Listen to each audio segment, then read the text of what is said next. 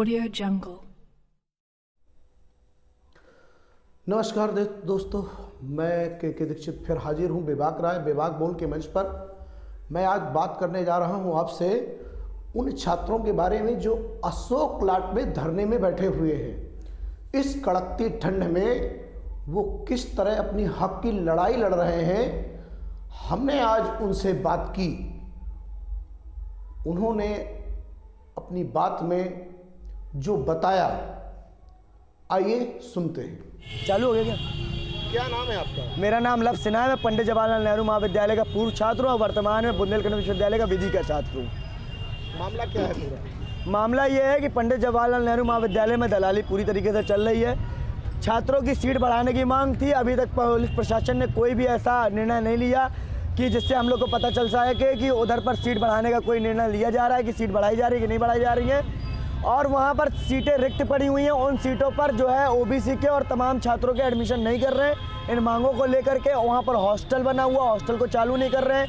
Teacher हैं वहाँ पर, टीचरों की रिक्त सीटें खाली हुई हैं, टीचरों की भर्ती नहीं कर रहे हैं। तमाम चीज़ों को लेकर के आज हम लोग यहाँ धरना स्थल में बैठे हुए हैं। कितने दिन से बैठे हैं आप? 2 दिन हो चुके हैं हम लोग को धरना स्थल में बैठे हुए। कोई अधिकारी मिलने आए आपसे? अभी तक तो यहाँ पर कोई अधिकारी मिलने नहीं आया। हम लोगों ने बुद्धि शुद्धि यज्ञ कराया था आज, और कोशिश है कि आगे हम लोग की लड़ाई बहुत तेज़ होने वाली है।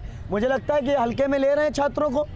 अगर हल्के में लेंगे तो इनको हल्का पड़ जाएगा और इनको सीटें छोड़ना पड़ जाएगा। ये छात्र नौजवान बहुत तेज़ तीर है और छात्र राजनीति खून उबाल है। हम लोग ऐसी लड़ाई लड़ेंगे कि इनको अपनी सीटें छोड़नी पड़ जाएंगी। वो एडमिशन आपकी क्यों नहीं कर रहे हैं? क्या कुछ मेरे एडमिशन नहीं है? क्या बात है? गोलमाल है क्या कुछ? गोलमाल निश्चित है। क्या गोलमाल? ये गोलमाल ये है कि हमेशा से होता रहा है कि इन लोग 10% अपनी सीट रिजर्व रखते थे कॉलेज स्टाफ के लिए, क्योंकि इस बार छात्रों की संख्या कोरोना काल चल रहा था, लोगों ने एडमिशन नहीं लिया। इस बार छात्रों की संख्या ज़्यादा हो गई तो भीड़ मच गई तो भाई जाहिर सी बात है कि छात्र तो मांगेगा अपना एडमिशन। जब छात्रों ने एडमिशन मांगना चालू किया तो इनको डर समाने लगा कि 10% जो सीटें बची हुई हैं, जो मैंने 5-5 हज़ार रुपये लेकर के करनी है, 10-10 हज़ार रुपये लेकर के करनी है, उस पर कैसे क्या बनेगा? कैसे हम लोग एडमिशन करेंगे? अपने लोगों के परिवार के लोगों के एडमिशन कैसे करेंगे? ये डर सता गया इन लोग को। तो जब ये डर गए, इन लोग समझ गए कि हम लोग हमारी सीटों पे एडमिशन आम छात्रों के हो जाएंगे, गरीब मजदूर और किसानों के छात्रों के हो जाएंगे, तो इन लोगों ने उस तरीके से खेल रचित किया, एक षड्यंत्र रचा और ऐसा बना दिया कि जिससे जो है आम छात्रों के एडमिशन नहीं हो पा रहे हैं। और अंदरूनी धीरे धीरे समय निकलता जाएगा और समय निकलने के बाद ये अपने लोगों के एडमिशन कर देंगे। क्या नाम है आपका? सनी पटेल, विधायक, छात्र नेता, पंडित जवाहरलाल नेहरू महाविद्यालय बांदा। क्यों आप ये अनशन कर रहे हैं? जो बुंदेलखंड के अंदर एक समय पंडित जवाहरलाल नेहरू महाविद्यालय बुंदेलखंड का ऑक्सफोर्ड माना जाता था, उसी महाविद्यालय की कुछ षड्यंत्र के तहत, कुछ जो एक सर्किट चल रहा है उसके तहत आज उसको जमींदोज किया जा रहा है, जिसके विरोध में हम लोग क्रमिक अनशन पिछले लगभग 48 घंटे से बैठे हैं। मामला ये है कि जो नवीन सत्र का प्रवेश हुआ है उसमें बहुत ही बड़ा घोटाला हुआ है, जिसके अंतर्गत आप देखेंगे कि आम जो किसान, गरीब घर से, परिवार से 50-50, 60-60 किलोमीटर से दूर से छात्राएँ जब वहाँ से इंटर करते हैं, 12वीं पास करते हैं, तो उनका एक सपना होता है कि बांदा के अंदर जाएंगे, हम पंडित जवाहरलाल नेहरू महाविद्यालय जैसे संस्थान से ग्रेजुएशन करेंगे। लेकिन आज पंडित जवाहरलाल नेहरू महाविद्यालय में जिस तरह का घोटाला किया जा रहा है बिल्कुल ही निंदनीय है। आम छात्र छात्राओं को यहाँ पे एडमिशन से वंचित किया जा रहा है, जबकि वो पात्र हैं, उनका सूची में नाम है, मेरिट सूची में नाम है, लेकिन महाविद्यालय प्रशासन के कुछ यहाँ के स्टाफ के प्रोफेसर द्वारा प्राचार्य पे दबाव बनवा कर उनसे इलीगल काम करवा जा रहा है। मैं खुला आरोप लगाता हूँ और इस आरोप को साबित भी कर सकता हूँ। यहाँ तक देखेंगे कि अब बड़े हास्यास्पद विषय है कि उसमें तीसरी मेरिट सूची में लिखा गया था कि पहले आओ पहले पाओ की तर्ज पे एडमिशन होगा। आखिर ये किस संविधान के तहत पे ऐसा एडमिशन करते हैं? भारतीय संविधान के किस अनुच्छेद में लिखा है कि आप किसी प्रतियोगिता के तहत कि जो पहले आएगा उसी का पहले एडमिशन होगा? ये जबकि मानक बिल्कुल गलत है। पहले आओ पहले पाओ की रणनीति नहीं होगी, जबकि जिसके नंबर ज़्यादा है उसका पहले एडमिशन किया जाएगा। इसी क्रम में हम लोग आम छात्राओं के एडमिशन के लिए क्रमिक अनशन पर बैठे हैं विगत लगभग 48 घंटों से। आपने कहा कि घोटाला हुआ है, क्या घोटाला हुआ? देखिए, घोटाला की मैं सबसे बड़ा आपको प्रूफ ये देना चाहूँगा कि जो यहाँ से महाविद्यालय की भूमिका संदेह में आती है कि ये लोग थर्ड कटाव में पहले पाव की सूची में ऐड किया था। आखिर ये पहले पाव का साजिश का इशारा उस तरफ जाता है कि ये एक तरफ अपने कक्ष में प्रॉस्पेक्टर प्रवेश फॉर्म की सूची बनवा के रख लेते हैं, फिर वो अपने पहले से कन्फर्मेशन कर लेते हैं, जबकि छात्र जब आता है उसको लौटा दिया जाता है। आखिर ये पहले पाव का क्या मामला है? आपका कहना है कि रुपया चल रहा है, यही कहना है आपका? बिल्कुल बिल्कुल। आपने सुना छात्रों ने किस तरह अपनी दर्द भरी दास्तान बताई और उन्होंने विद्यालय परिवार के ऊपर गंभीर आरोप भी लगाए। वहां के प्राचार्य के.एस. कुशवाहा के लिए उन्होंने कहा कि जो लिस्ट आई है उसमें कहीं ना कहीं गोलमोल है। तो हमने इस बाबत पहुंचे, वहां के प्राचार्य पंडित जैन कॉलेज के प्राचार्य के.एस. कुशवाहा के पास हम पहुंचे तो उन्होंने भी अपनी बात रखी। सर, आपके कॉलेज के कुछ बच्चे जिनका एडमिशन नहीं हुआ है वो कई दिनों से धरना प्रदर्शन कर रहे हैं और वो ये आरोप लगा रहे हैं कि कॉलेज प्रशासन ने जो एडमिशन दिए हैं वो मेरिट के आधार पर न दे करके कहीं न कहीं अनियमितता की है। क्या कहेंगे आप इस पर? क्या नाम है आपका और कौन सी जगह है? सबसे पहले मैं आपको धन्यवाद दे दूं कि आप मेरे महाविद्यालय पर आए हैं। मेरा नाम डॉक्टर के.एस. कुशवाहा, प्राचार्य पंडित जवाहरलाल नेहरू महाविद्यालय बांदा। प्रवेश BSc part 1, BA part 1, MA सभी विषयों में प्रवेश हुए हैं। जो आपने अभी एक बात कही कि बच्चे आरोप लगा रहे हैं, बच्चे तो आरोप कुछ भी लगा सकते हैं। महाविद्यालय में एक सिस्टम से, नियम से कार्य किया गया है। हमने प्रथम मेरिट सूची जारी की, द्वितीय जारी की। जब प्रथम सूची के बच्चे नहीं आए, कम बच्चे आए, तो उन जगहों को भरने के लिए, सीटों को भरने के लिए मैंने द्वितीय मेरिट सूची जारी की। जब उसमें भी नहीं आए और हमारी सीटें खाली रह गई तो मैंने तीसरी सूची लगभग 2 गुना करके लगाई। जब जितने भी प्रवेश यहाँ पर किए गए हैं सभी प्रवेश आपके मेरिट सूची के आधार पर दिए गए हैं। इसके लिए विभिन्न मैंने समितियाँ बनाई थी। जैसे बीए पार्ट 1 में जनरल कैटेगरी की अलग मैंने एक कमेटी बनाई, ओबीसी की अलग कमेटी बनाई, एससी की अलग कमेटी बनाई, बीएससी की अलग कमेटी बनाई, एमए सब्जेक्ट वाइज मैंने कमेटी बनाई। तो प्रवेश हमारी कमेटी करती है और कमेटी को लिस्ट प्रोवाइड की जाती है। उसी लिस्ट से कमेटी जो है एडमिशन देती है।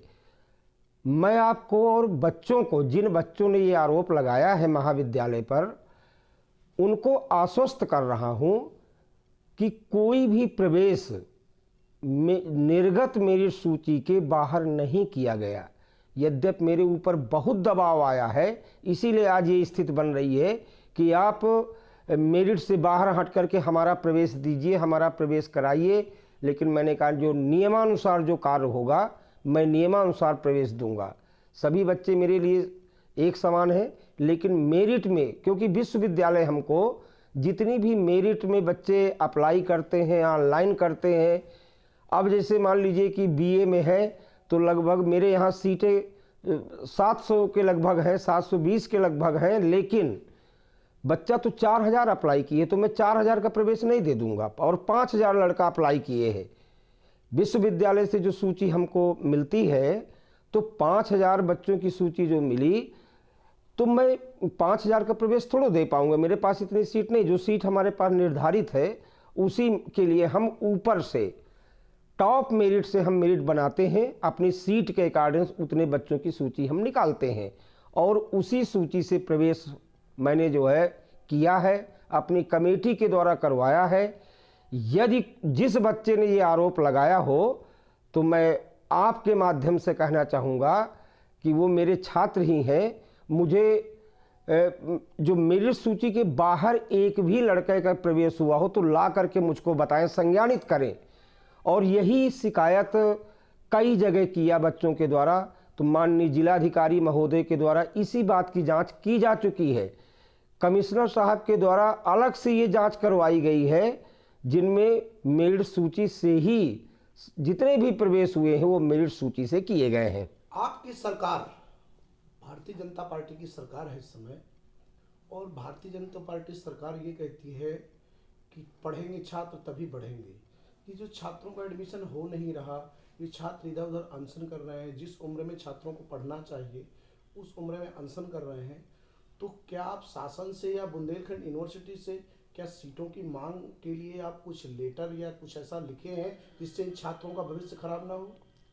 देखिए, इसके लिए बांदा के अंदर और भी कई महाविद्यालय हैं, गवर्नमेंट महिला कॉलेज है, राजा देवी डिग्री कॉलेज है, विवेकानंद कॉलेज है, कई कॉलेज हैं, बच्चे प्रवेश ले सकते हैं। मैं तो अपने यहाँ जितनी सीटें हैं उतनी सीट पर ही प्रवेश ले सकता हूँ ना।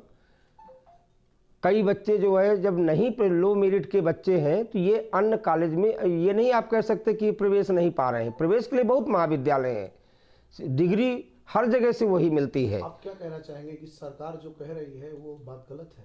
नहीं, बिल्कुल नहीं, लेकिन इसके लिए कई मेरे पास जितनी सीट है लिमिटेड है, जो भी सीट मेरे पास है उतना ही तो प्रवेश मैं दे सकता हूँ। सीट बढ़ाने की बात आपने की है तो मैं 2 बार पत्र अपने विश्वविद्यालय को लिख चुका हूँ, आप चाहें तो उसकी कॉपी ले सकते हैं मुझसे। तो आप ये कहना चाहते हैं कि बीसी साहब इस पर ध्यान नहीं दे रहे हैं?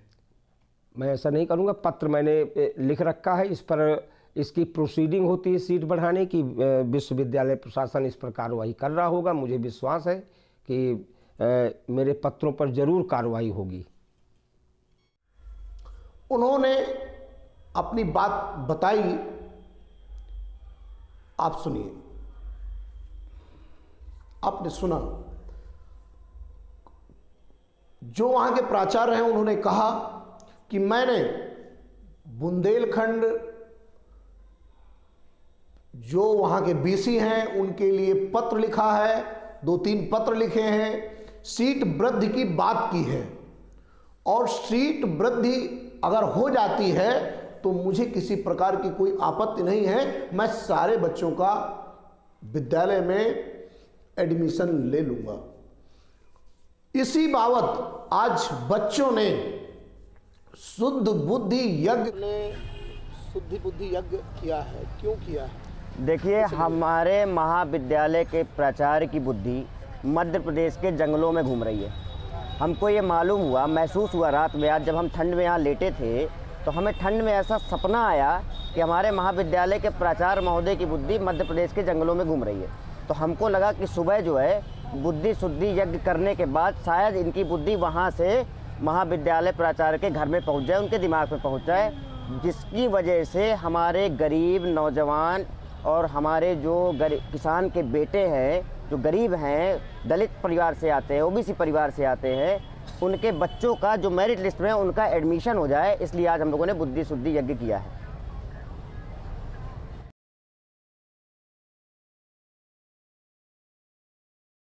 यज्ञ भी किया। शुद्ध बुद्धि यज्ञ के बारे में जब बच्चों से मैंने बातचीत की तो उन्होंने बताया कि जो बीसी हैं वो हमारे भविष्य के बारे में सोचे, इसलिए हमने शुद्ध बुद्धि हवन किया हुआ है। और प्राचार्य जो केएस कुशवाहा पंडित जीएन कॉलेज के हैं, उनसे भी उन्होंने आशा की है कि जो बुद्धि है अगर किसी तरह से सुधार हो जाता है तो निश्चित तौर से हम बच्चों का भविष्य जो खराब हो रहा है, जो वर्ष बर्बाद हो रहा है, तो वो बच जाएगा। मैं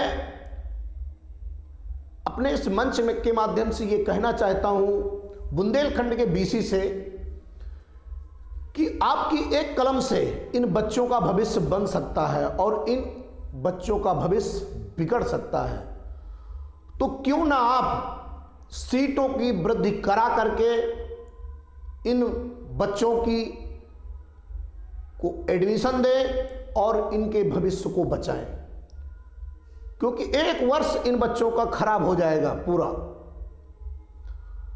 और सरकार से भी मैं कहना चाहूंगा कि जब बच्चे पढ़ेंगे ही नहीं तो बढ़ेंगे कैसे, आगे नौकरी की तलाश कैसे करेंगे, या कोई बिजनेसमैन बनता है या कोई आईएएस पीसीएस बनता है, कैसे बनेगा जब उनका एडमिशन ही नहीं होगा। तो शासन को भी या जनप्रतिनिधियों को भी इस पहल करनी चाहिए कि बच्चों का एडमिशन हो और उनको न्याय मिले। आज के लिए बस इतना ही। जय हिंद, जय भारत।